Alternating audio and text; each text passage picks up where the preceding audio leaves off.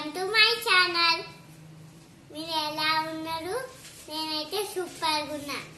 ఈరోజు ముచ్చట ఏంటంటే సోడమ్మ గెటప్ వేసుకొని మీ ముందరికి వస్తాను. సోడమ్మ గెటప్ కి మీకు కావాల్సినవి చూపిస్తున్నాను. కోలా, చైన్స్,